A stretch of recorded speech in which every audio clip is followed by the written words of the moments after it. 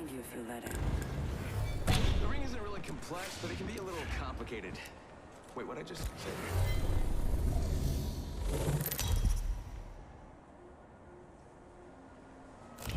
Introducing your champion.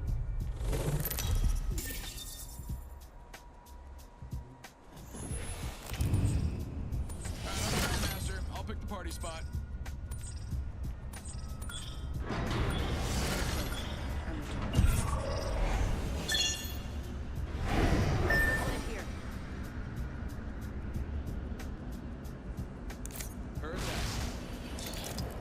You're tough? Try fighting in 6-inch heels. Run fast, hit fast, win fast. That's what you get for...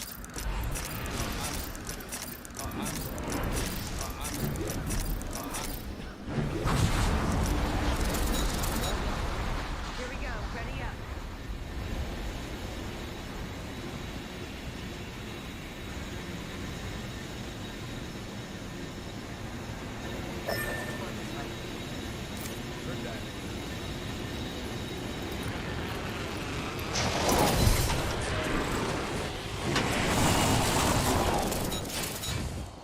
Someone got the party started.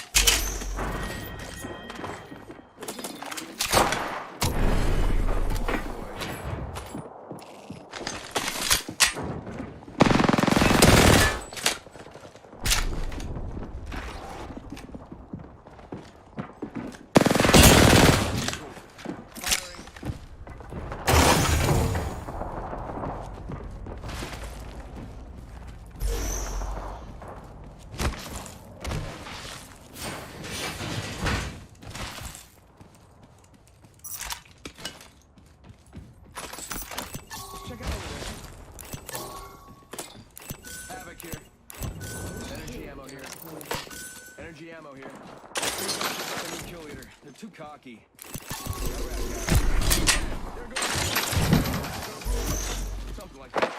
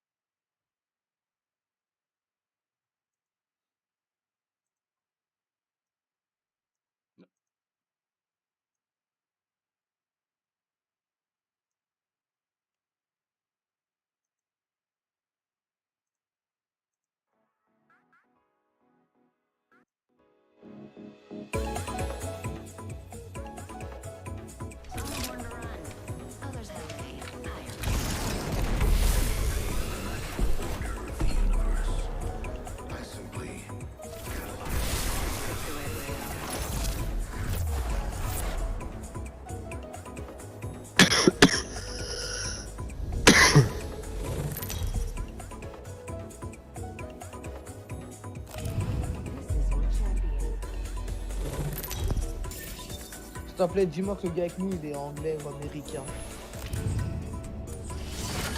Non, chinois, toi chinois. Va sur mon chi là, toi chinois. Je sache. Je parierais plutôt sur du japonais. Oui, non mais je m'en fous. Faut que t'aies un dire que ça me dérange pas.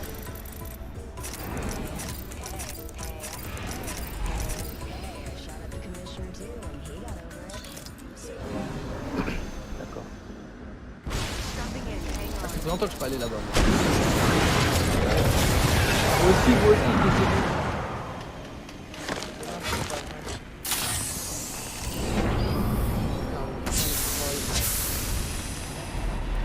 Ok, la 700. 700, ça fait. Tu vois, il y a personne, hein, d'accord. Je sais pas, j'ai pas Normalement, regardé. ici, c'est peuplé. En fait, faut faire de la psychologie inversée. À l'endroit où il y a du monde, normalement, bah il y a personne. Et à l'inverse, l'endroit où il y a personne, normalement il y a du monde. Mais juste, je pensais comme moi à l'envers.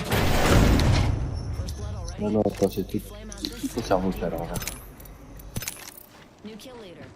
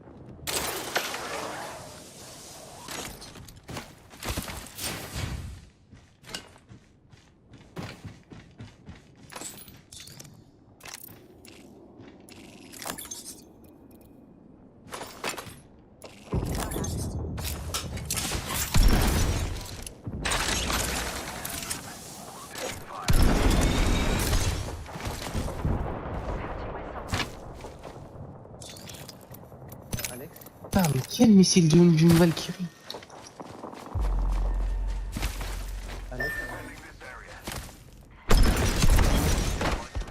Oh merde, une team au fond. Non, fous-toi de ma gueule, gros. Il y a notre équipe au fond. J'ai plus de shield.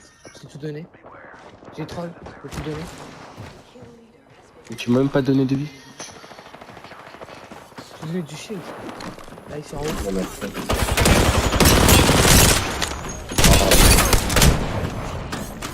Oh non, c'est là. Décale, je connais loin. Ok, c'est en bas. Ok, c'est les temps de parfait.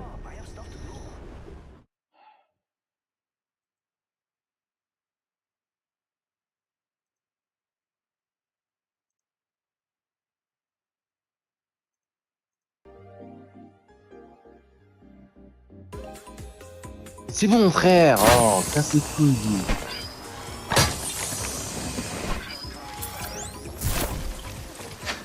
Oh mon dieu.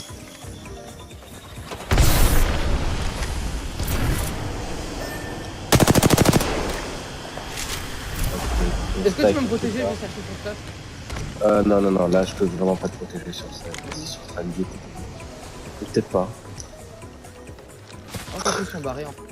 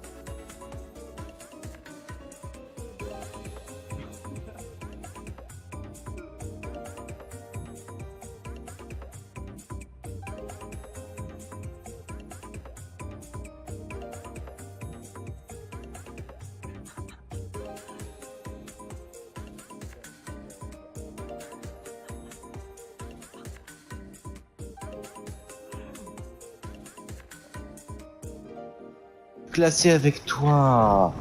Parce que je tombe avec des PC. Lol. Et c'est pas drôle. Mais c'est lui qui est écrit. Non mais gros.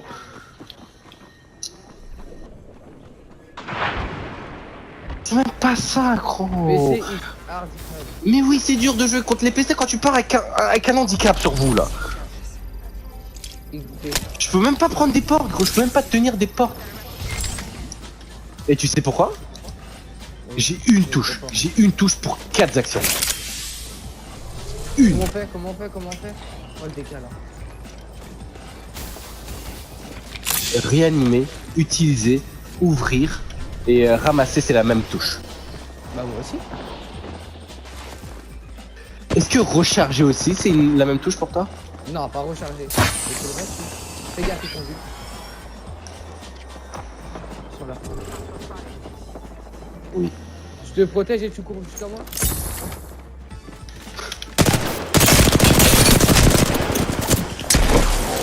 Vers toi. Ok, je vais pas faire quelque chose. Il est violet. Viens sur moi si tu peux.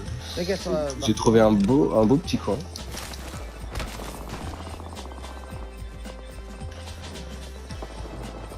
Est-ce qu'on peut acheter une Je suis encore à moins 16. Moi aussi. T'es à moins 16. Ouais. J'ai 0. Tu prends le leader? Non. Je vais fly et je sais pas. Là-bas. Non, moi j'y vais plus, c'est bon, il y a un gars au fusil à charge. Ah ouais. Non, le gars au fusil à charge, il m'a cassé les couilles. Il m'a eu en l'air. Ouais, tu veux bien, on va en bord de zone. Enfin, la top. Oh, le truc. Mais qu'est-ce que tu fais là-bas, toi? Les fly. Avec quoi? Avec ça? Mais peut-être. Attends. Toi, qu'est-ce que tu fous là-bas? Voilà. Je sais Bon, même en pas fait- par où passer, gros. Viens, on va réel notre pote à se défendre. Elle est reçue. Oh, a l'air t'as utile. raison. Oh, ça m'a. Jure, y'a. Non. Ok. I love that. Ouais. C'est mort. Eh merde. Ça te dérange pas avec ta famille. Non, gros. Mais tu fais quoi? Là, t'es suicidaire, la vie.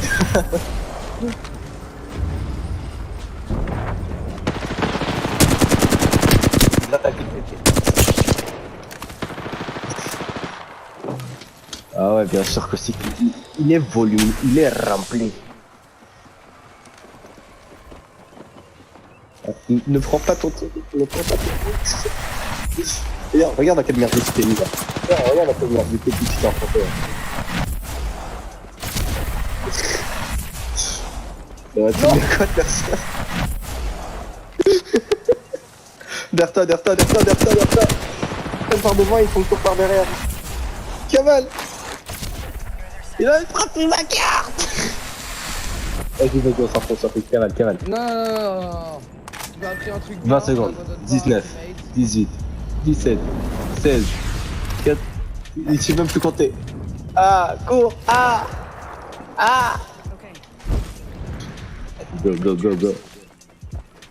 Ok, je vais reposer ça. Kamal! Pourquoi tu joues? J'entendais. Kamal, mon sauce, J'écoutais, Kamal! c'était pourri. Go! Vas-y! T'inquiète, c'est facile là.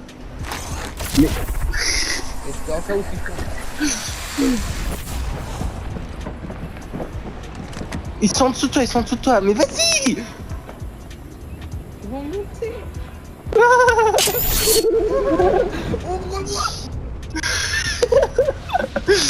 Kamal! Vas-y, là-bas. À ta droite.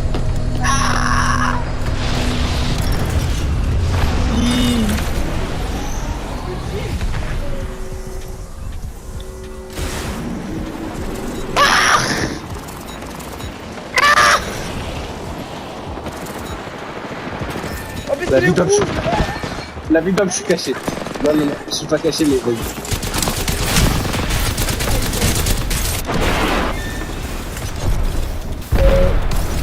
Non, laisse tomber, je sais pas, ils sont 3. Ils sont 3 et ils sont 2 rouges. Tu sais comment je fais ça? Bah, je vais de l'avant.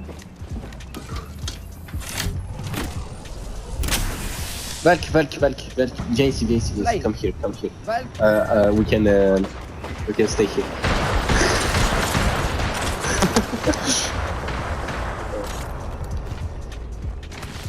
Oh, what the fuck?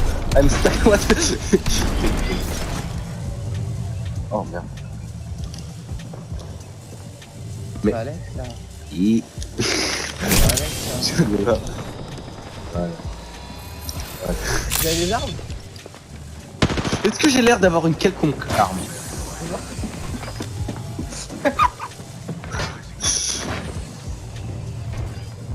Les gars,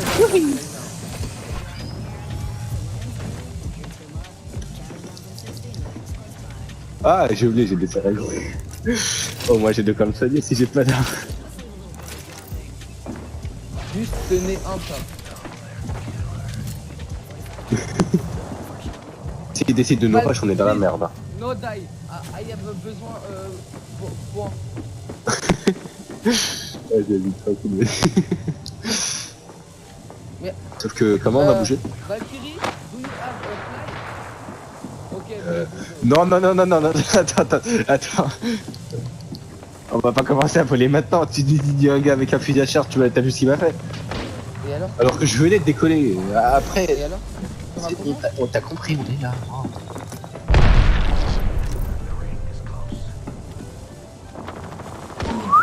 Oh shit! Ah!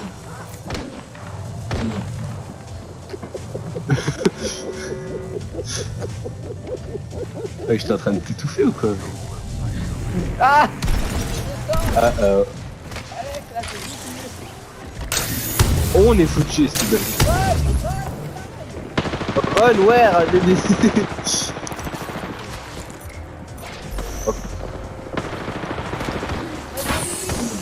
Multi 95%.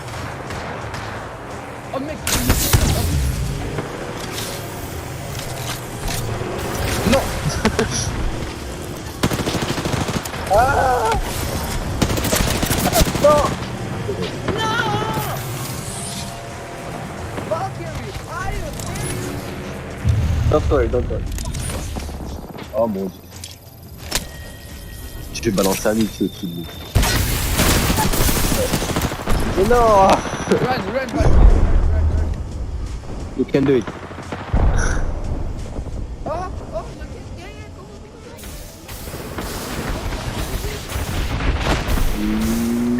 Oh non. Oh, c'est mort. Et mon temps il est expiré. Elle est sur ma caisse.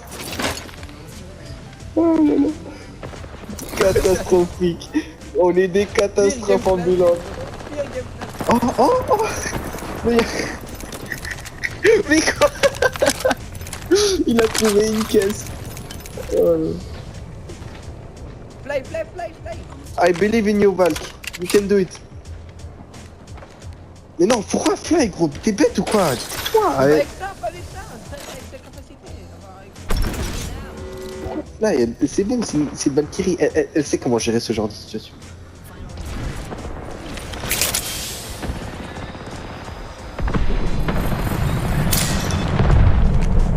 Ah mais toi, tu m'as Je de la vitesse de ta caisse. Ah bah c'est ça le métrique de casse. Mais qu'est-ce que tu fais là?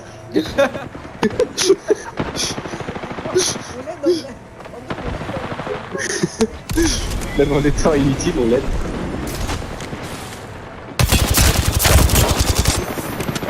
Allez Val, tu peux le faire. Je crois en toi.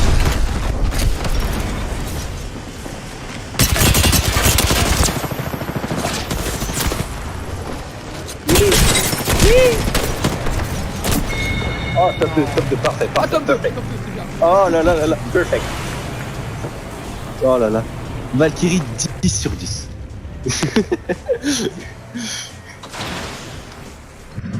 Oh là là. Mais une bande de trous du cul.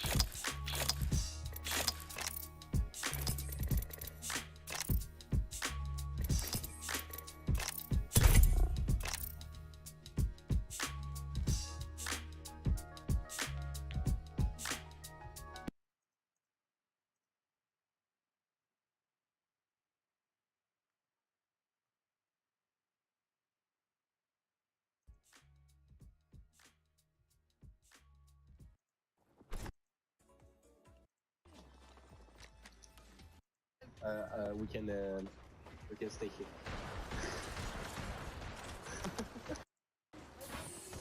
Du cul.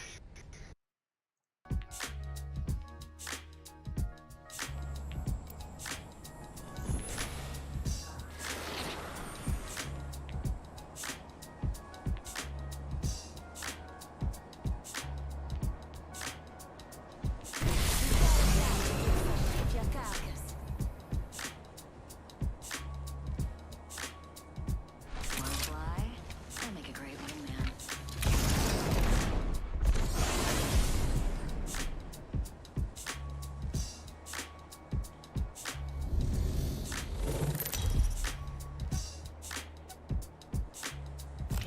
This is your champion.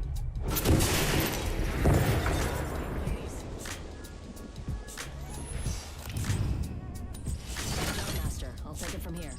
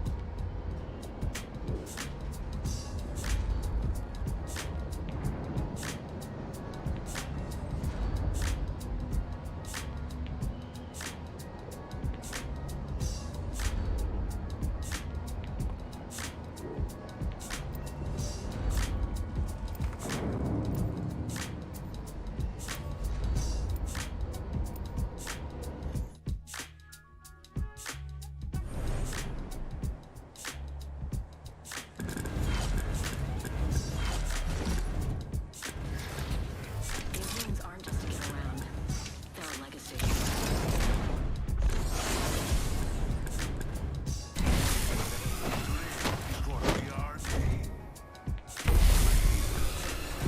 Willing will survive.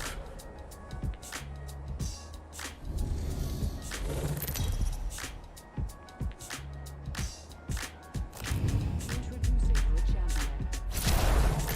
Follow my path to win.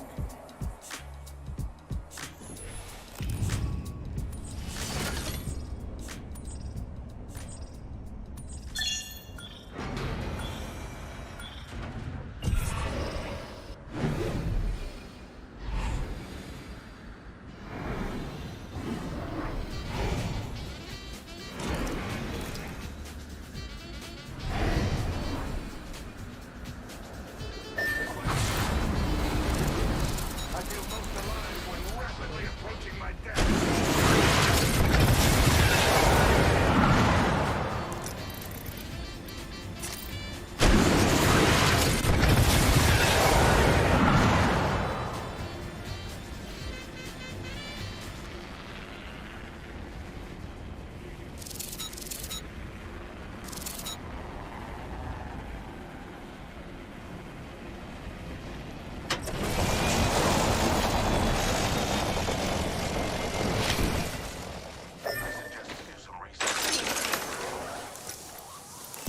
Like over that way.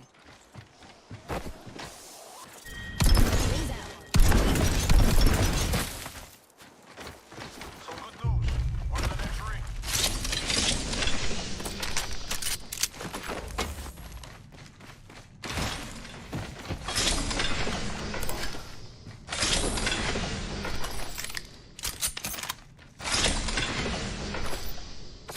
Barrel stabilizer here. Level 1.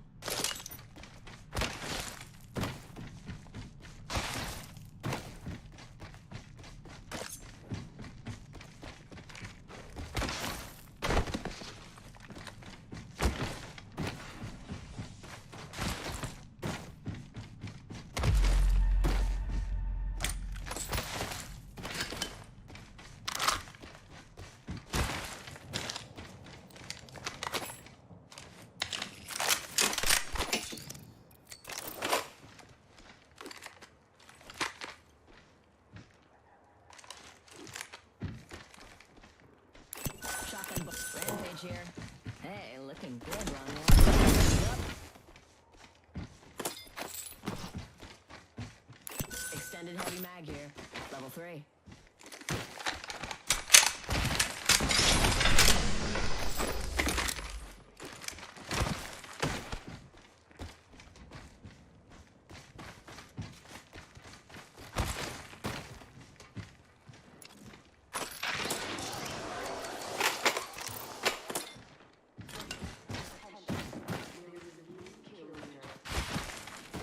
We got ourselves a new kill leader.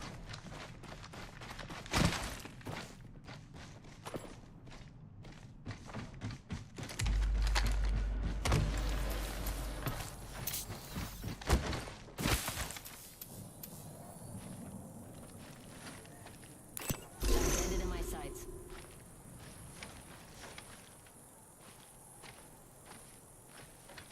Keep your eyes on the map. We're spread out a lot.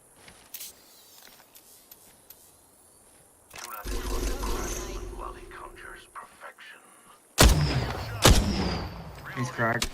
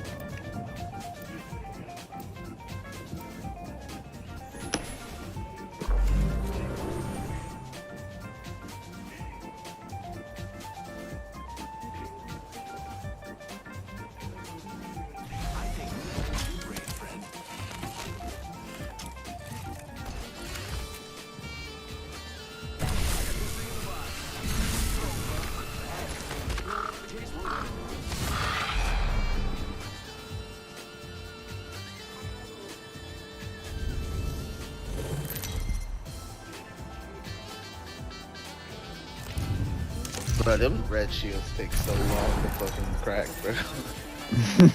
Oh god. Red shit on Gibby too? Oh my That shit. That shit I said. The fucking shield and red armor. Oh, where we going, fam?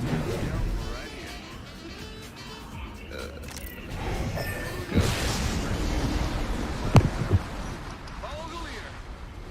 Never mind. Stop. Check out over there. I'm joined too.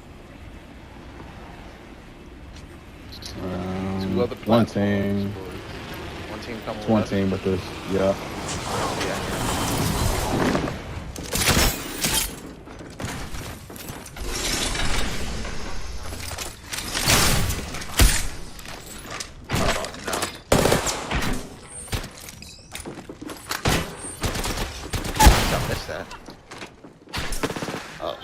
Okay. Wow.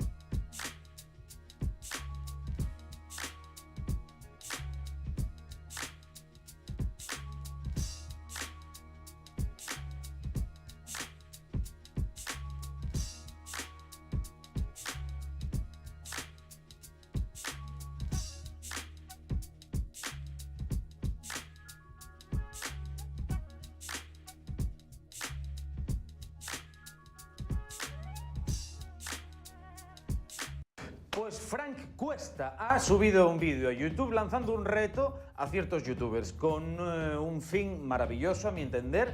Ha propuesto exactamente a 12 youtubers, yo era uno de ellos y acepté la propuesta inmediatamente en cuanto vi el vídeo, que lo subió Frank ayer. Y a continuación Frank puso un tweet en su cuenta de Twitter donde anunció a algunos de esos youtubers que ya habían aceptado la propuesta, simplemente para comunicar a la gente que algunos ya iban aceptando ese reto. A lo que rápidamente ciertas personas contestaron, personas, bueno, pues anónimas, como es lo corriente en Twitter, gente con sus perfiles anónimos, que comentaron cosas como: hey Frank, ¿hay algún youtuber de extrema derecha que no haya aceptado aún? O cosas por el estilo. Incluso otros streamers, bueno, pequeños streamers, gente que tiene ciertos seguidores y que tienen canales en Twitch, por lo que estuve viendo, también hicieron algunos intentos de ataque, ¿no?, personales a algunos de los youtubers que Frank iba anunciando, como diciendo que no los conocían ni en su casa, a mí se refería, por ejemplo, a uno de ellos, etcétera, etcétera. Y quiero contestar a estos chavales, porque va a ser muy interesante la contestación.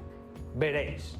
Lo primero de todo, contestar al streamer que decía que no nos conocían ni nuestras casas, ¿no? Solo a The Gref. Te diré una cosa, amigo.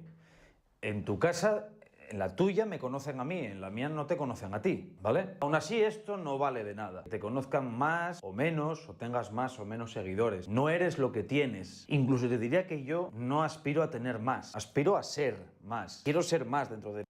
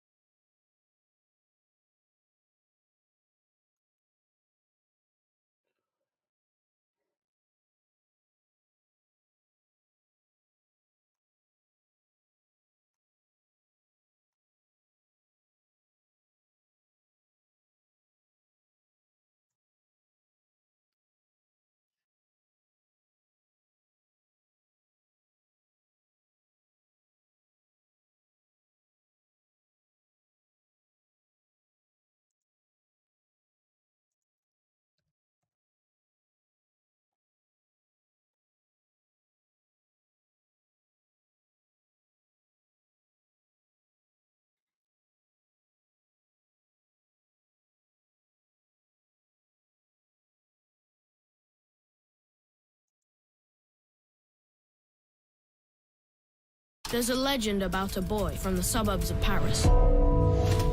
They said that he would be born with a gift, that he would... Un mélange de français et d'espagnol. No, en castellano. Sí, sí, En perfecto. espagnol, oui. Oui, Smaïl, il va traduire. D'accord.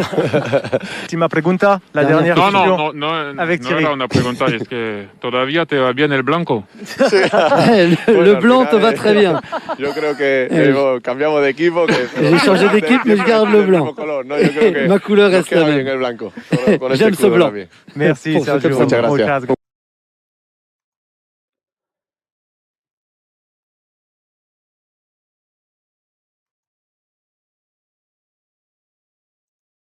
This content is made possible by individuals like you. Become a supporting member and access our growing library of membership courses and videos. Learn more about our membership at academyofideas.com/members. Authoritarianism in religion and science, let alone politics, is becoming increasingly accepted, not particularly because so many people explicitly believe in it, but because they feel themselves individually powerless and anxious. So what else can one do except follow the mass political leader, or follow the authority of customs, public opinion, and social expectations? The American psychologist Rollo May wrote these words in 1953, and in the decades that followed, the West tiptoed into tyranny. A mass surveillance state was established. Free speech gave way to increasing levels of censorship. Statist bureaucracy and stifling regulations invaded ever more areas of life, and tax rates reached levels that in the past would have caused a revolution. However, in recent years, this tiptoe into tyranny has turned into a sprint, as some Western countries are flirting with full-blown totalitarian rule. But the existence of power-hungry and psychologically disturbed politicians who desire total control is not what makes our situation particularly precarious, for such individuals exist in all ages. Rather, our troubles lie with the fact that very few people possess the one virtue that can turn the tide back in the direction of freedom, that being the virtue of courage, and as Alexander Solzhenitsyn warned in 1978, a decline in courage may be the most striking feature which an outside observer notices in the West in our days. Should one point out that from ancient times declining courage has been considered the beginning of the end? In this video, we are going to explore how a hyperconformity and blind obedience has infected the West and, in the process, crowded out the cultivation of courage. We will discuss how a widespread cowardice is permitting the rise of authoritarianism, and how a rebirth of courage is the antidote to our precarious political predicament. The pathological conformity that infects the West is generations in the making and the result of a confluence of factors. It is driven by a value system in which social validation occupies a preeminent position. It is furthered by the use of social media and the fact that success on these platforms is achieved by virtue signaling and conforming to the moral flavors of the day. It is also a product of an education system which deifies the democratic ideal and promotes the rights of the majority over the rights of the individual. These factors, combined with others, has created a society of hyperconformists. And as Rollo May explained, the opposite to courage, in our particular age, is automaton conformity. One of the ways that Western conformity manifests is through a blind obedience and a pathological need to follow rules. Most people believe that to be a good person is to be a compliant person, and to do what one is told by those in positions of political power and their lackeys in the media and celebrity culture. In acting with blind obedience, the conformist fails to differentiate between morality and legality, and so remains willfully ignorant of the fact that government rules can be immoral, driven by corruption, and that sometimes they pave the way for individual and social ruin. Or as Rollo May explains, our particular problem in the present day is an overwhelming tendency toward conformity. Holy shit, I don't understand. Sorry, but no. Então, por exemplo, vamos dizer, certos padrões de beleza. Desde a juventude, eu sempre fiquei muito impressionado ao observar repetidamente como, vamos dizer, os padrões de beleza oferecidos, vamos dizer, pela mídia, pela publicidade, etc., afetavam as pessoas. E elas passavam a achar bonitas e atraentes as pessoas que estavam de acordo com este padrão. E sentiam aquilo como se fosse uma atração natural e espontânea, porque nunca tinham se lembrado de procurar beleza em outro lugar. Então, isso quer dizer que nós temos que levar isso em conta ao interpretar o que o Leila Vera fala como natural.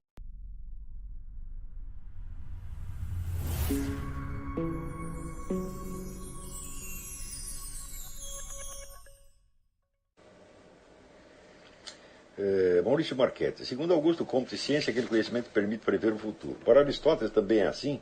Está correto dizer que a história é uma ciência? Está correto dizer que o direito é uma ciência? Está correto dizer que a sociologia é uma ciência, a literatura é uma ciência, a matemática? Bom, tem em vista as 6 camadas de significado que só nesta aula eu discerni na palavra ciência. Nenhuma dessas perguntas tem uma resposta unívoca. Na medida em que se orientam pelo ideal de um conhecimento apodíctico, todos os conhecimentos são ciências. Sabem que não podem chegar lá, mas tentam se aproximar. Não é isso?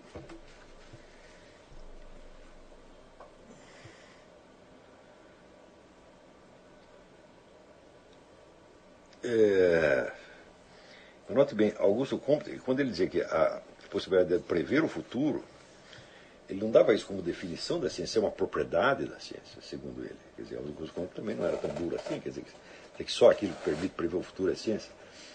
Ele não disse isso, ele disse que a ciência, se for ciência, permitirá prever o futuro em certos casos. Mas que sentido teria você aplicar isso à matemática? A matemática permite prever, por exemplo, o resultado de um cálculo? Eu digo não, ela permite fazer o cálculo. Se você previu o resultado é porque você mentalmente já fez o cálculo.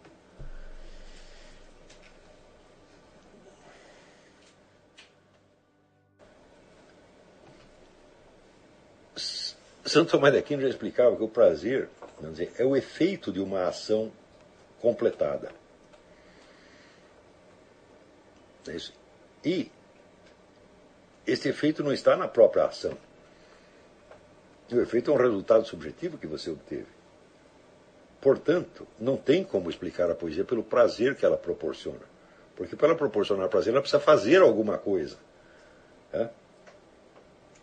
E é esta coisa que a define, e não o prazer, evidentemente. Mas pelo prazer, você não pode definir sequer o sexo, é?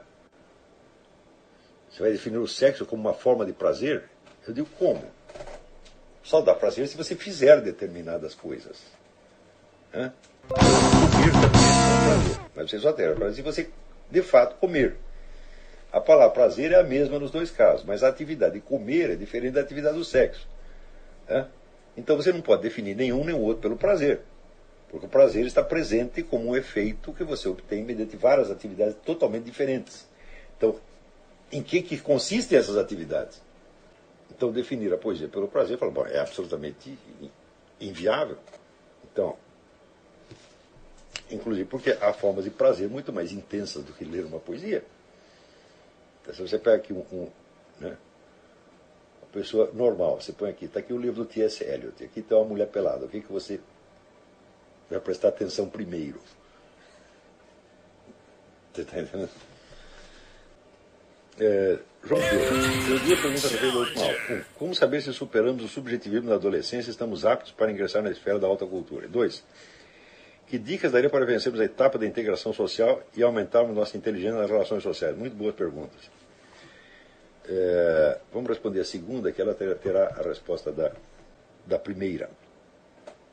A primeira coisa é você reconhecer que você quer a integração social. Quer dizer, você ser sincero com você mesmo. Eu estou fazendo certas coisas porque eu quero que certas pessoas me aprovem e gostem de mim. A hora que você sabe que você quer que as pessoas gostem de você, você já não vai confundir as suas motivações. Ou seja, aquilo que você fizer para obter esse efeito será feito conscientemente com este objetivo.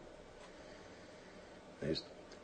Daí você pode se colocar também claramente o problema de quais as condutas que você aceita ter para conquistar simpatia. A hora que você aprendeu, vamos dizer, um conjunto de mecanismos para você conquistar simpatia, você pode julgar também o uso desses mecanismos em função de considerações mais altas. Está compreendendo? Por exemplo, uma coisa que conquista a simpatia inevitavelmente. As pessoas perceberem que você está interessado nelas. Você fazer perguntas sobre elas, você fazê-las falar sobre elas mesmas. Ninguém resiste a isso. Faça perguntas que, vamos dizer, estimulem as pessoas a falar sobre aquilo que elas querem falar. Isso é um mecanismo muito simples de conquistar a simpatia. E, ao mesmo tempo, isso já tem um sentido moral embutido. Porque você não pode fazer isto se você não tiver interesse genuíno pela pessoa. Então você vai ver o seguinte, que primeiro você quer conquistar simpatia. Para conquistar simpatia, você precisa mostrar interesse pelas pessoas. Só que se você estiver interessado nelas só para conquistar simpatia, você não está verdadeiramente interessado. O seu foco de atenção não é ela, mas você. Então daí isso vai falhar. Então a prática disso ensinará você a ter interesse genuíno pelas pessoas. Ou seja, eu não preciso pensar na simpatia. Por quê? A simpatia está implícita, eu vou ter simpatia de qualquer maneira. Se eu estiver realmente interessado em ouvir a pessoa, ela vai simpatizar comigo mesmo que eu nem esteja pensando nisso. Então para que eu ficar tentar conquistar a simpatia se a simpatia já vem embutida? Está compreendendo? Então o foco desloca da conquista de simpatia para o interesse genuíno. Está entendendo? E assim muitas outras coisas. Quer dizer, vai havendo uma mudança do eixo da conduta. E daí você vai ver que a simpatia que você quer conquistar não vale a pena um esforço, porque ela é muito fácil. Por exemplo, eu tenho uma teoria. Não existe amor não correspondido. Isso aí eu digo e as pessoas às vezes não entendem. Quer dizer, o seu amor é não correspondido, quer dizer, quando você está morrendo de dó de você mesmo, porque aquela pessoa não prestou atenção em você. Então você está mortalmente apaixonado por você mesmo, está cuidando de você. Então é claro que a mulher nem vai ligar para você. Mas se você tiver verdadeiro amor por ela, quiser o bem dela, quiser a felicidade dela, e esquecer de você, ela vai amar você de qualquer jeito. É irresistível. Então, o problema não é como eu vou conquistar o amor da fulaninha. Não, como eu vou amar verdadeiramente a fulaninha. Na hora que você tiver isso, olha, é irresistível. Só se for uma pessoa totalmente pervertida e louca, que não quer que... Tem gente que é assim, tem 2 ou 3 que são assim. Cuidado com essas. Aquela, você tem amor por mim, então você não presta, então tem que apanhar. Tem mulher que só judia do cara, que maltrata por causa porque gosta dela. Quanto mais sincero for o amor, mais ela vai maltratar. Essa, você dá um pontapé no traseiro e esqueça. Essa é a pervertida. Mas, em geral, com pessoas normais, o amor é sempre correspondido. Às vezes não pode ser correspondido no mesmo nível que você quer por uma impossibilidade. Pô, a mulher está casada com seu fulano e você está lá apaixonado por ela. O que você quer? Ela vai amar você, mas isso não quer dizer que ela vai sair para a cama com você, pô. Então você trata de acostumar, falar, olha, aqui nós vamos ter um amor pelo resto da nossa vida, mas não podemos chegar em certo finalmente. Não está certo isso. Inclusive, você querer, por toda a lei, conquistar a mulher nessa condição, não é verdadeiro amor, porque você está querendo o mal dela. Olha, o amor é um negócio assim, que vem a atração, paixão, o tesão, junto com a verdadeira bondade e generosidade, e de tal maneira que uma coisa é indiscernível da outra. Só aí você tem amor.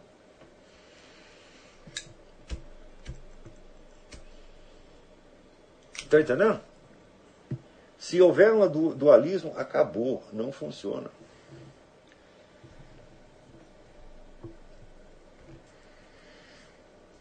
Então, você está apaixonado pela fulaninha. Você tem certeza de que casar com você é a melhor coisa que ela pode fazer na vida dela? Não tem outro melhor para você do que eu. Você tem certeza disso? Se você não tem certeza, com que direito você quer isso para a mulher e ainda diz que é por amor? Você quer ferrar com a vida dela? Agora, se você pensar, falar, não, de fato, ela não vai ter um melhor que eu. Eu sou melhor porque eu sou mais sincero, eu gosto realmente dela, sou isso, sou aquilo, eu sou bonito, gostoso, etc, etc, etc, etc. Então, eu quero isso para ela porque eu quero que ela seja feliz. Então você não vai chegar com timidez, tal, porque você sabe que o que você está oferecendo é bom. E se ela não quiser, então é uma cretina. Está entendendo? Existe assim, através da cultura, meu filho, você vai esquecendo você e tendo preocupações maiores que te abrangem, que resolvem aquelas primeiras. É assim que faz a passagem. Então, o subjetivismo da adolescência, você sabe, a hora que você perceber que você tem verdadeiro amor por uma pessoa, ou por várias pessoas, não só no domínio sexual, evidentemente.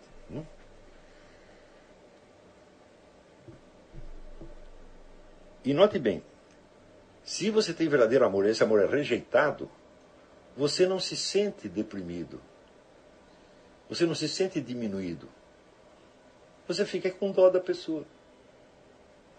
Fala, mas que cretina, tô aqui.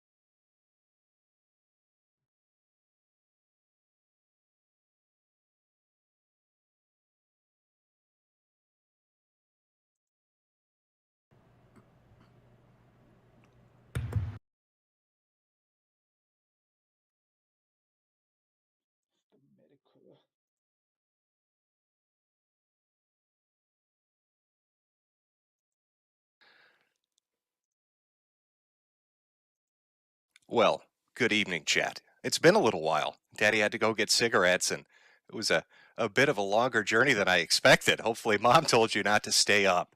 Otherwise, you've been waiting around for, I don't know, about 18 months? It's been about 18 months, about a year and a half. A year, maybe. Hopefully, the audio's decent. I'm using a different headset than I normally would. My favorite and cheap. I could get rid of that right now. Stream's already started. My favorite little cheap headset's dead. Long gone and buried, and I'm using this thing, so hopefully the audio quality's coming through at least semi-decently. How have you been? Are you all excited for the ice cream social? I know our president loves his ice cream. I love my ice cream too. I hope you all love it as well. A lot of things have been going on since I've been gone for a while. Apparently, the internet's lost its mind. The world's gone a little bit crazy, a little bit kooky. Let me check my audio levels here before we really get into it. I'm using this. Okay, it sounds semi-decent. I'll take it. Weather permitting, the stream will be all right. Apparently, Minnesota's going to be blanketed with weather, but I am the weatherman, so I think I'll be able to handle it. How have you been, chat? Ahora en Telepizza, llévate tu segunda pizza. Going by awfully fast. Try to pick out a few things here. Nope, my eyesight can't keep up with it. It's going by a little quicker than I expected. It's been a while. It's been a little longer than a while. Cleric? Why is he turned away? Knight or explorer? Damn, everyone's got a different answer, so that must mean this game doesn't really have a top.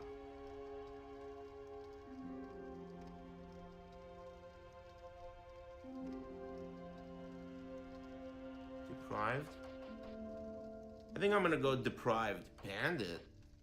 Whoa. That's a pretty cool looking outfit to start with.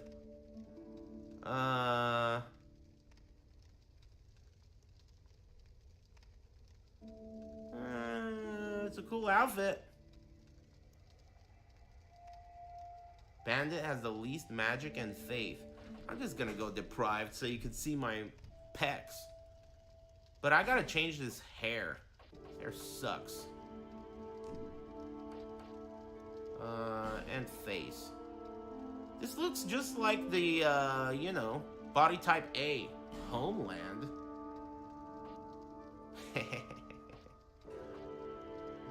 Sometimes you kind of forget how old this game is. How old is this game? Hair. Lovely.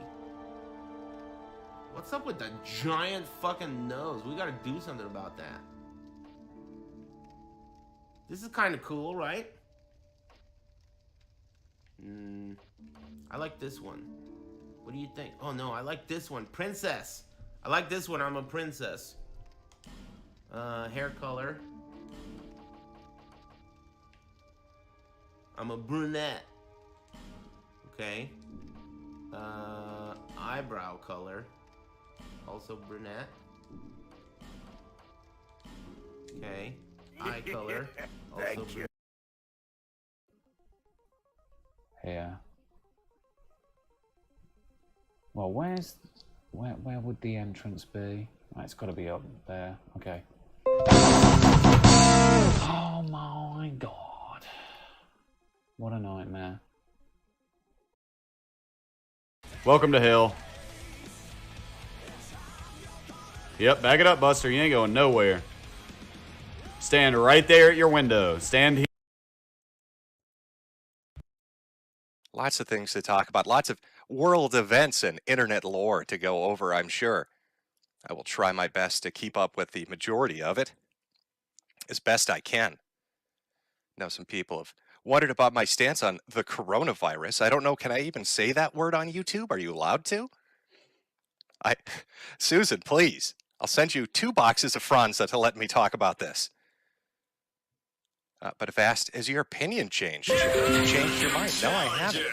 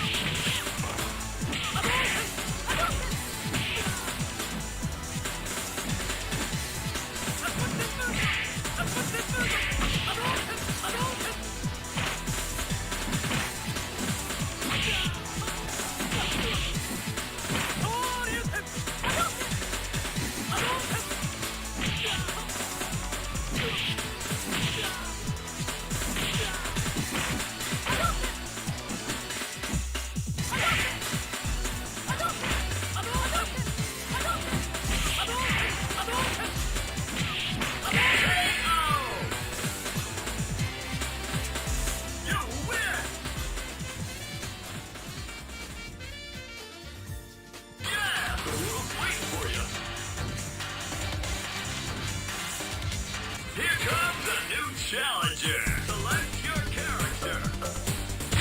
Select your fighting style.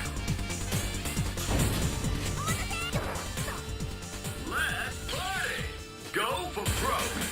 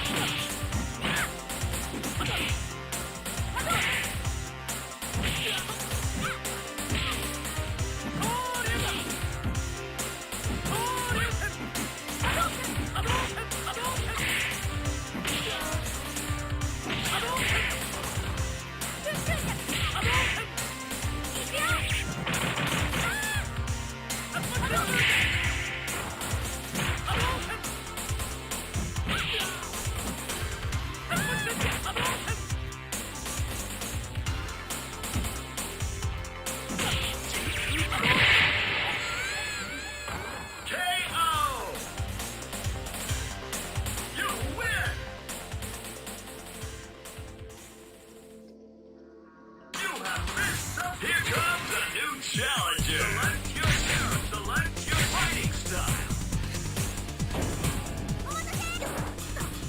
Beat 'em up, guys. Triumph or die.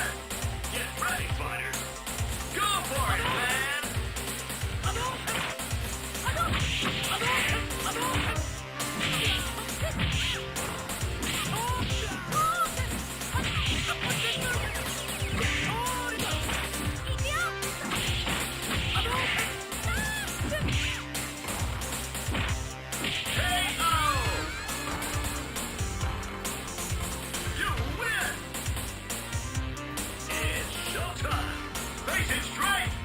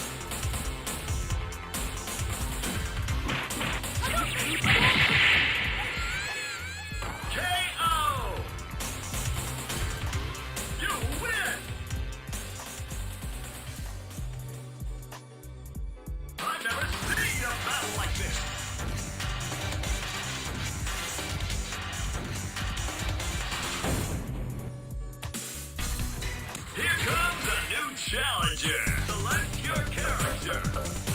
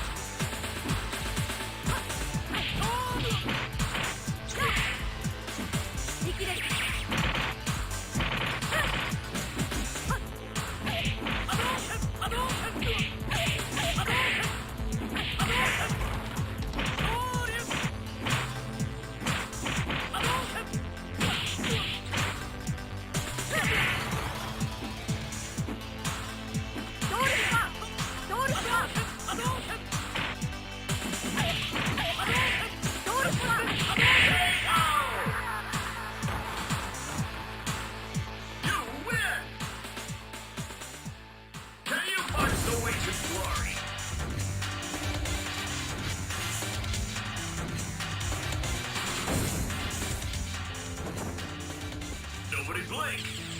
Triumph or die.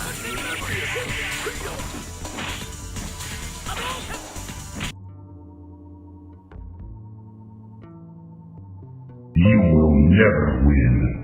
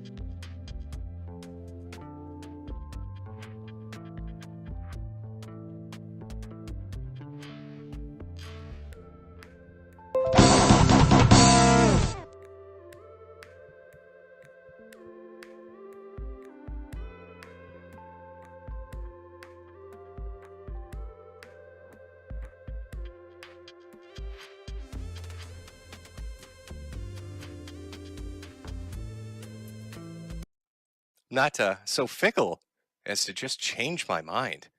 We're 18 months into this, year 2 of it. Going into year 3. I'm fairly certain if you take a shit somewhere in the Australian outback, a kangaroo cop will hop on by to go through your fecal matter to see what strain you've got. The world's going off and on lockdowns constantly, people bickering back and forth. What are we approaching, 5 million dead?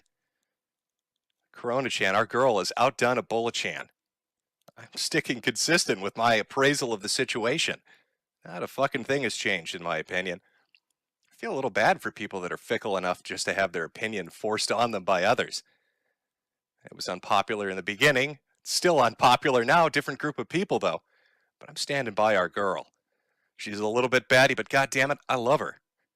I have faith in our girl. So no, my opinion on that has not changed at all. I'm sorry if that disappoints. I'll have to keep consistent with it. I know consistency is a weird thing in this day and age. Everybody changes their opinion awfully quick. There's no problem, of course, with changing your opinion if it's something you actually want to change on, but I'd rather be like a tree rooted in the ground, choosing myself where those roots go, what branches I grow, rather than a leaf in the wind, blown by the opinions of others. It's a little bit sad, to be honest with you. But I love a girl. I'm sorry, I can't change. I can't betray her. She's stolen my heart. It's going to stay there forever. You know, if you remember, I called it the forever flu. Well, we'll see how you feel in year 3 of it. We've got people like, Larry Brilliant, the epidemiologist that cured smallpox or helped eradicate it, talking in interviews about year 4 and 5 of this. Probably should make you perk up a little bit and pay attention. They seem to think it's not going to end anytime soon. It doesn't mean you have to be a fan of any totalitarian measures placed upon you because of it. But to dismiss it outright is a little bit foolish, I think. But nonetheless, the opinion is consistent, for those of you wondering. No, there's been some questions about my health. I'll get that out of the way as quickly as possible, because who wants to hear depressing things? Yes, I did get sick. Yes, I am still sick, going through the clinomics program at Mayo to try to figure out what it is. For those of you unfamiliar with what clinomics is, it's fucking research medicine. So that's always fun. Now, I know that some people have called into question if I have cancer or not. I heard that Mersh said that. In fact, you might want to be careful, Chad. I also heard that Mersh told people if you donate to me ever on any live stream I do, he's going to be very disappointed in you, very upset about it. And if you donate on a stream and it makes him upset, probably really piss him off if you head on by the Teespring store, buy yourself a nice shirt. I want to hear her screaming. I want it to shatter my windows. Make sure to get a hoodie, too, while you're there. Should have done a promo code Mersh, but God help me, the man's social media impact is like Chinese food. 20 minutes after he says something, you forgot he exists. I don't want to make fun of him too much. I want to make sure I got the right Mersh. This is the Mersh that saying happy birthday to Styx because he pulled something out of his ass and was embarrassed publicly. Is that the Mersh we're talking about? Or is it the Mersh that ran away from Baked Alaska when he got confronted in the street? Oh, don't mind me, Baked. I'm looking at the ground. I work with the city. That's why I can't look you in the eye. I'm looking for cracks in the sidewalk as I waddle away. I hear Mersh wants to start a weight loss program. More power to him. Always good to get in health. keep that that physique up, get in shape and all that. You know, he's well on his way. He's got a 1-pack from what I hear. It looks like he's pregnant with the Hunchback of Notre Dame. I guess that's what happens when your treat day ends in a Y, isn't it? But God bless him. He's out there protecting the people with his gun at McDonald's. he's gonna keep you safe when you order a Happy Meal. I'm glad to know that our brave Mersh is out there saving the world one person at a time. But no, Mersh, I wasn't faking the cancer, and I don't mind if people buy hats or donate. I'm sorry if that enrages you. It's a weird thing to get upset about, but whatever floats your boat. I guess if it makes you happy, it makes you happy. And we want you to be happy. Jolly and happy. Jolly and fat. At least that way you can supplement your income when Christmas comes around by LARPing as Santa Claus, huh? Mersh, why did you buy a BMW? Why did you buy a ghetto BMW that needs repairs? There's more parts falling off that thing than fucking limbs off a leper. I'm not sure what lemon you guys, like what dealership you walked into that sold you the lemon, but maybe just buy like a scooter. And then you don't have to spend $10,000 replacing a fucking 30-year-old BMW's parts. I don't know. Revenge of the Sis, Mersh. Well, there you go. I give you something to talk about for the next 5 weeks. You're welcome. You're welcome, buddy. Oh, God, who are we talking about? Oh, God, I feel like I ate Chinese food. I keep abreast of things that are going on. I mean, I hear things, and obviously there's shit that's out there, but I don't really. You'll find out. This is maybe something you've never experienced, but you get sick enough, and you just kind of not care anymore about a majority of things. It really just kind of rolls off you like water off a duck's ass. You just kind of don't give a shit. It's a fantastic feeling in a way. You're kind of willowed and hollowed out, and you could sit there and stare in the abyss, or you can roll with it. Shouldn't let it keep you down. Got to keep going. You need that Goku get 'em attitude.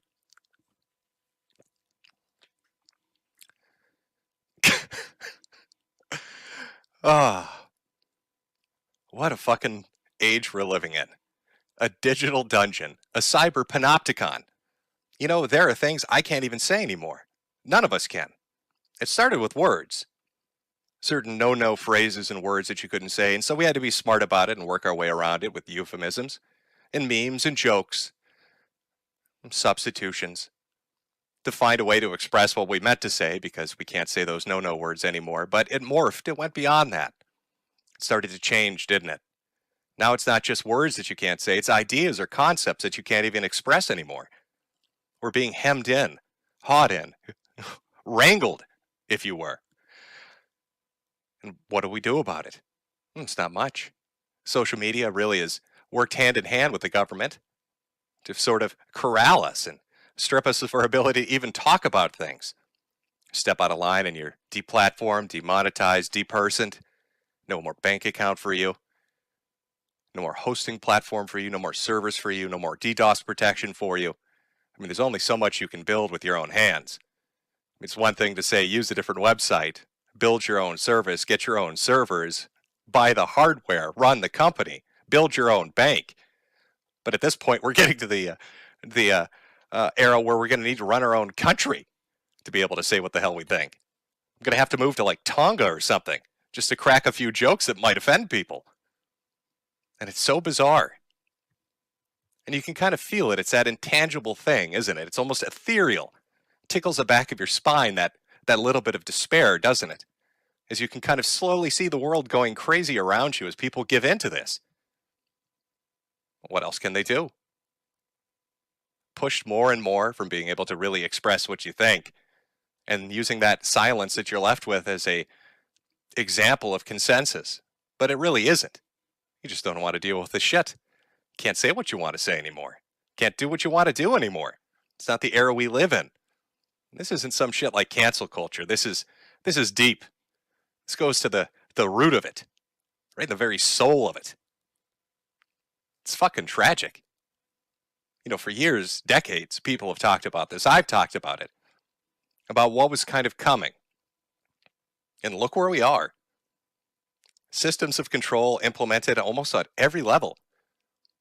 Blatantly so, openly so. You had people like Applebaum, who 5, 6, 7 years ago was talking about how you can't trust hardware companies. Beware the intels, he said. They're putting in backdoors in the hardware for the government. And then the software companies, all working in tandem under the Patriot Act with the government to basically give access behind the scenes. To social media companies, which are either coerced or willingly do it. Not all of them, I'm sure, are happy with the decision they've made. You can look at Jack's timeline on Twitter, and you'll see that he's tweeting some very interesting things, but the sad part is, Jack, once you willingly become a cog in the machine, you can't bitch about the smell of oil. It may offend your nostrils, but you willingly got in place. Now you've got companies like Apple talking about things that sound great at the surface, don't they?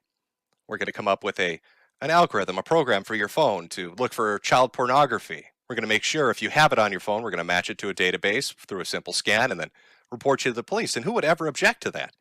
Nobody likes pedophiles or child predators. It sounds like a great idea. Until you ask yourself, could the government do that? Could the police do that? Wouldn't they need a warrant to do that? But Apple seemingly can just do it because they decide to. And sure, something like that starts with something everyone can agree on. We all think it's bad, we all agree it's bad, and something should be done. But does it stop there? When you put a system of control in place, you usually want to make it appeal to people. You want to sell it to them as something that they can agree with, something they would never disagree with. Who could argue against it? But what if it changes? What if they say they want to start looking for other things? Maybe, conversations you're having. I heard that it was broached as a possible way of dealing with the pandemic to have phone carriers allow SMS messages from the government to dispel misinformation. But you need to ask yourself, one, how would they know what disinformation is being spoken of in text messages through SMS unless they're monitoring them? And why would they need to monitor everybody's text messages to tell you to go get a Fauci ouchie? It's insidious. It's a slow drip. It's how it's always been. And it gets worse and worse. The unfettered internet that existed, this playground for everyone to express themselves and do stupid shit and be silly and awful and amazing to one another, it's gone. It's dead. It's buried. It is not coming back.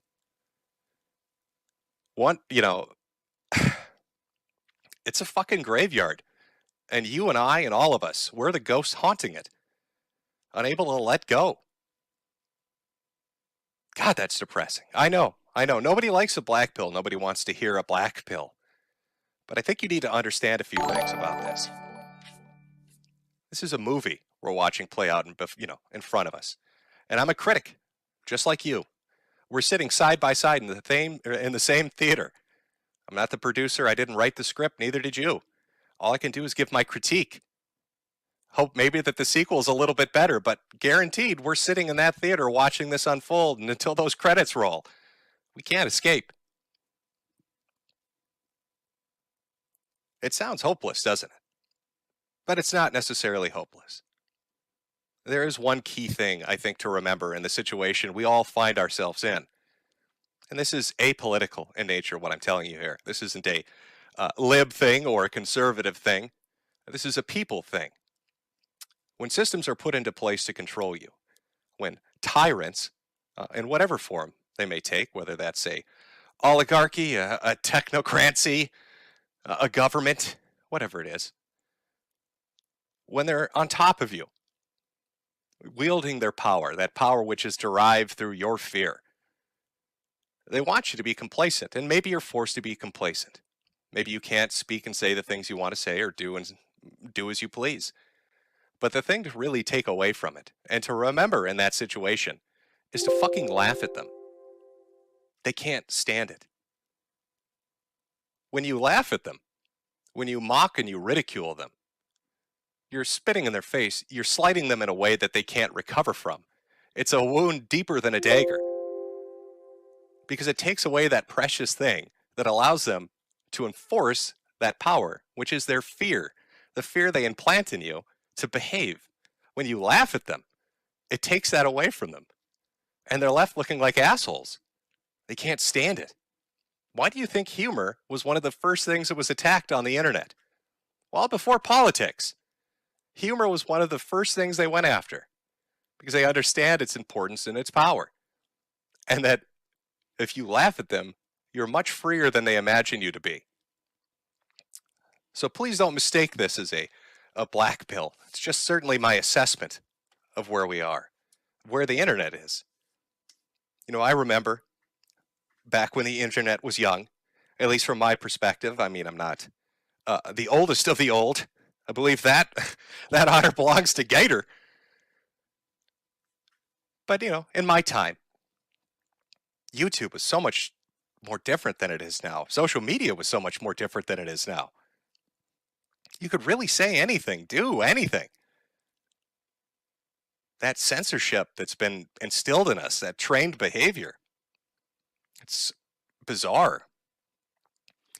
I think about the videos that I used to watch on YouTube on a daily basis, and if you tried to re-upload any of them, you'd instantly be banned. I think about the jokes people used to say on social media, and if you said them, you'd be instantly banned. Forced to retreat into an alternative setting to other websites that try to offer that alternative, but they're so busy trying to stab each other in the back to take the place on top of the mountain, I guess.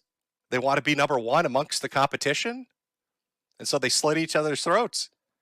But they're fighting over a molehill. You know, that backstabbing nature hurts them all. Yeah, I wish to see them all succeed. I wish they could. Every alternative that pops up, but through one way or another, they just don't seem to be able to get that footing that they need to really launch themselves, to continue themselves, to fund themselves. That in part is due to the apparatus which exists overhead. I mean, it's not really a secret anymore that a lot of things that happen behind the scenes, and a lot of the calls that are made by financial interests. Companies like Visa and MasterCard pressuring everyone. Banks pressuring people. So payment processors have to bend the knee. Payment platforms have to bend the knee. And then these alternative sites, how do they fund themselves? And if they do somehow squeak by, someone finds some reason to be upset or angry at them and crushes them into the dirt. And then you're left back here on a YouTube or on a Twitter or on a Facebook with nothing really. That's the movie we're watching play out. An awful film, written by a horrible person, produced and directed by, I don't know. Allow me to have a cigarette. Nice thing about having cancer is you can't really, I mean, once you got it, right? I mean, fuck, YOLO. Am I right, folks? Of all the things, when it comes to cancer, you would have thought, oh, he's going to get lung cancer. He smokes so goddamn much. Clean as a whistle in there. Go figure. God's sense of humor. You got to love it. A little bit of a divine laughter, as it were. And so now, what do we got? Political situation that's just goofy. I know. I can't really say definitively that Joe Biden has dementia. I have no proof of that. I mean, that would be a spurious and wild accusation to make. But I can say that it seems that he's a bit disheveled, a little out of it. Not really on the ball, as it were. I know a lot of people, Orange Man bad, so they voted for Biden, hoping that he would be some kind of salvation. Of course he wasn't. And now look at us, in a disaster in Afghanistan. Now, I've loved the narrative. I've watched this be crafted, even since the first day of the pullout announcement, that Joe Biden wanted to get us out of Afghanistan. And if you disagree with that, clearly that means that you want to send more soldiers into Afghanistan. I don't think a single person wants to be there. They're not criticizing the fact that people want to leave. They're not criticizing Joe Biden for pulling out. They're criticizing him for how he pulled out. The ineptitude, the confusion, the disoriented, mismanaged clusterfuck, which he is. I'm sure Woody's wife could manage $200 if that's all it takes to get him out.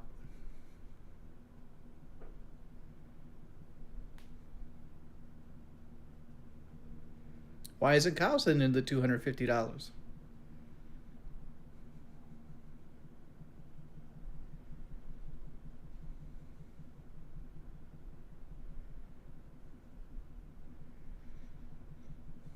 You know.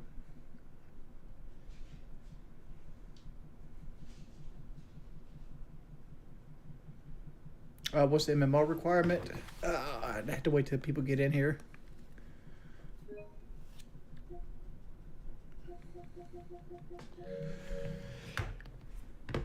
So,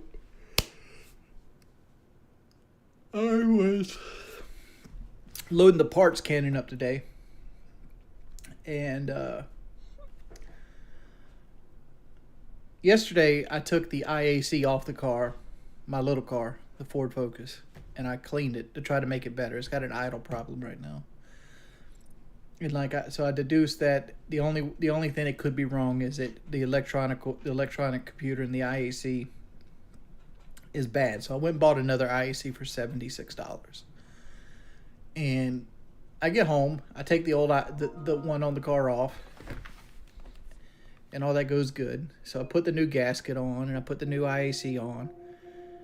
And as soon as I go to torque down one of the bolts, it breaks in half. And I'm like, huh. Should have used the 1/4-inch drive, not the 3/8.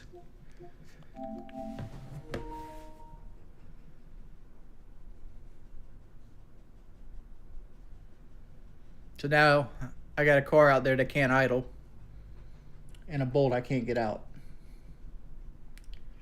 So I made what's up? How many did you invite? I invited Raven, Nick, and Wicked. But Nick hasn't made any comment, and Wicked's in a ranked game right now. So if Wicked comes and your boy comes, we should be full. Yeah, he's in the minimum match, so. Yeah, they're both guys in a middle match. We just did here.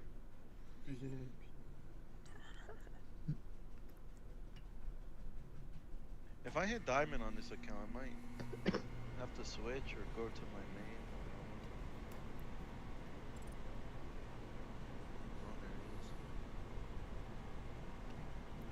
I don't know how far Wicked is in. Let me send him a message.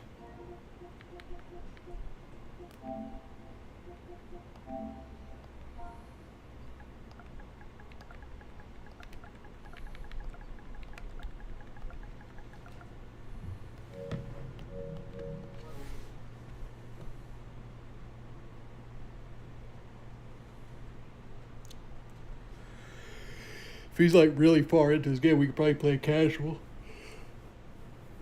Should get a warm up.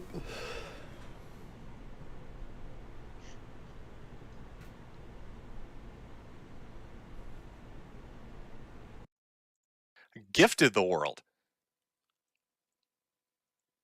$85 billion, I think is the number I heard quoted. $85 billion worth of American military machinery just left there. Guns and planes and all sorts of shit. Who knows? Who knows exactly what the total tally will be? Just left. Gifted to the country. Who knows what they're going to use that for? Now, you'd think with an organized pullout that machinery and tactical shit would have been on the first of the list. Then he goes and he blames the Afghans. He says the Afghani army is cowardly. Look at them. They won't stand and fight. So this is a man criticizing the Afghani army for being afraid to take a bullet. When he runs away from the podium afraid to take a question? This is a man that has a pre-prepared list of questions which he deems acceptable. That's put together by his own administration because he's too afraid to be asked a question he might not have an answer pre-prepared for. So I've been watching this goofy shit unfold. I've been watching, what was it, is it Ducey? Was it the Fox News reporter that was in there that's constantly on his ass? I'm not sure who exactly asked it, but somebody asked about the dog attack.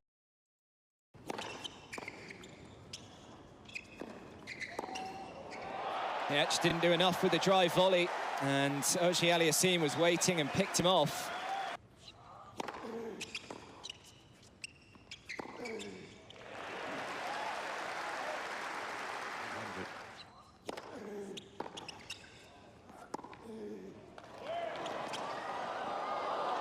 Oh, he did well, Medvedev, just to get Oji Aliassime to play that volley.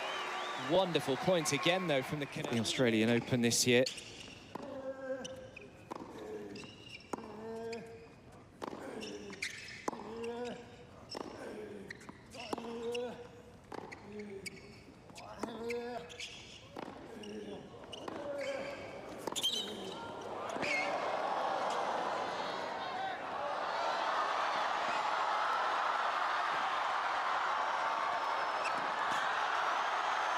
you have got to be kidding me. That is one of the points of the tournament so far. Absolutely ridiculous from both players.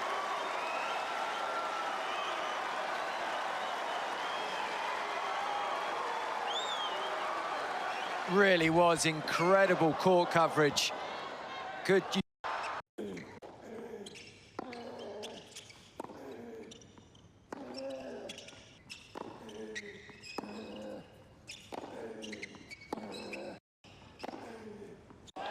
Brilliant Canadian.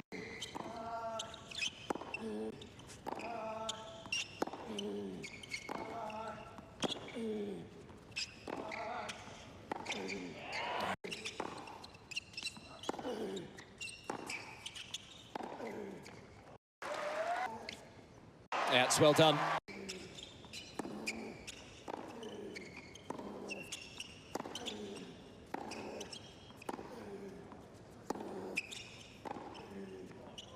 That's nice. Unlike Medvedev, though, not to try and chase it down.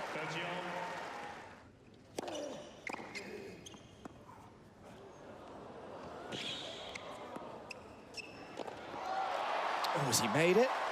He has. Must have been pretty close.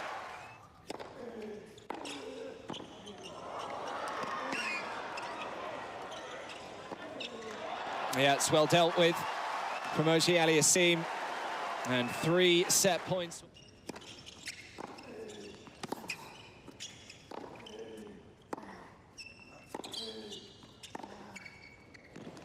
Yeah, just knuckled down and played one of his better points in recent times, Medvedev. Dealt with that nice. Oh, he's got himself out of trouble there, Medvedev. Well.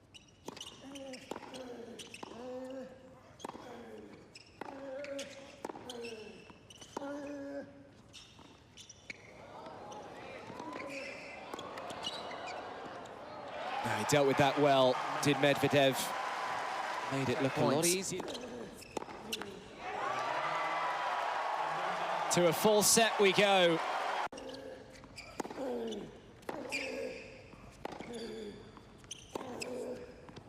Oh, that is absolutely...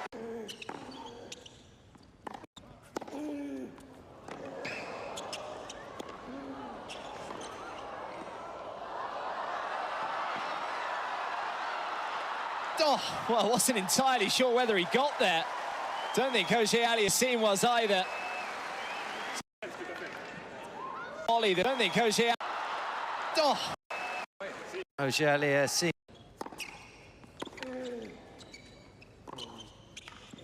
It's too good. To that match, 2 sets to love. What a time to find a serve like that.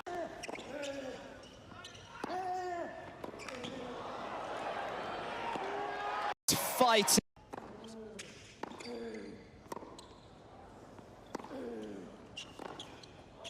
Oh. Back point. Well, not for the first time today.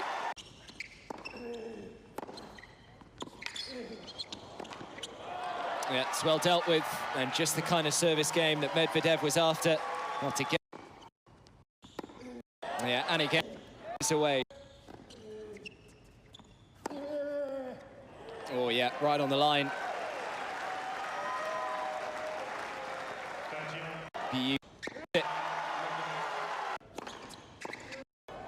Saving.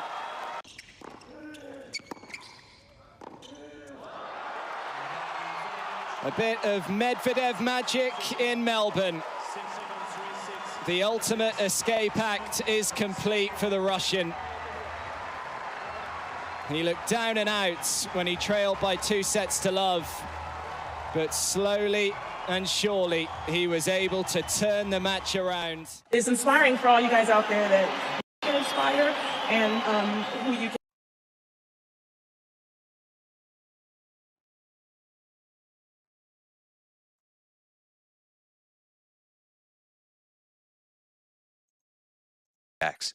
Now that seems like a benign thing, doesn't it? You know, his dog's bit some people in the Secret Service. except they lied about how many times it happened. So why would anybody care? Why would that be a big deal? Well, this is the administration that said, Orange Man bad, and we love transparency, knowingly hiding things. It's just ineptness. I don't know how to explain it other than that. So you're left with two choices when you look at Joe Biden and the disaster in Afghanistan and his administration now as it stands, as inflation shoots up. I mean, are you liking $5 a gallon gas? Is that what the country should be? It's either that the man is incapable, he's stupid, he's just a bad leader, or there's something medically wrong with him. They say you shouldn't attribute malice to actions when ineptitude could explain it. Well, calling him stupid seems a bit harsh, so maybe it is medical. What a goofy world we live in. Just an unfettered hell. It's a fucking hellscape, I'll be honest with you. I don't have a lot of faith in government. I'm not saying Trump would have done better.